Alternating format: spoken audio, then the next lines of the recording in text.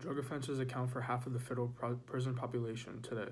Reducing mandatory drug penalties would scale back to the excessive use of incarceration and would also have a significant effect on the disproportionate number of African Americans and Latinos imprisoned for these offenses. Since these small time offenders make up such a big number of the prison population, it hurts our country and in the long run, with the fact that it costs the taxpayers money to house these prisoners. The Fair Sentencing Act of 2010, which sealed back to the unfair sentencing disparity between crack and powder cocaine, has made a difference in thousands of lives. Since so many of these people are sent behind bars, a lot of children are sent into group homes and experience a lot of senses of poverty. It is sad to say, but because of the high incarceration rates made up of these Latinos, their children may suffer just like them or even worse.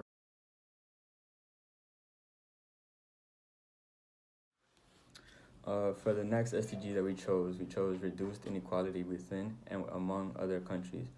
A news article in the British online website The Guardian speaks on Black and Latino folks not being the problem in terms of mass incarceration, but systematic inequality.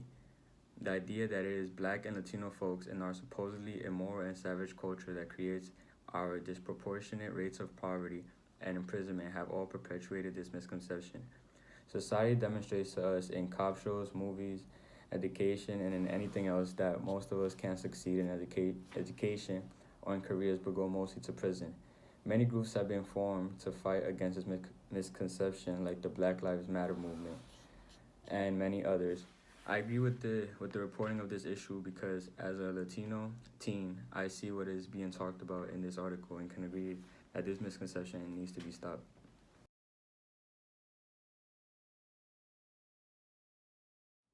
For our last SDG, we chose number 16, peace, justice, and strong institutions. This topic briefly talks about the ability to keep order in an institution of law. Many people in prison stick with their same people or ethnic background.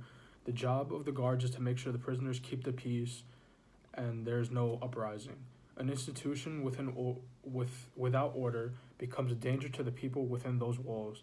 One of the reasons why an institution may be looked at as unpeaceful is because of the fact that it is overcrowded. Within the world, we live in a world with people going to prison for various reasons. The number of people who are incarcerated has skyrocketed and is at an all-time high. Many of the people who are incarcerated, in fact, most of them are minorities.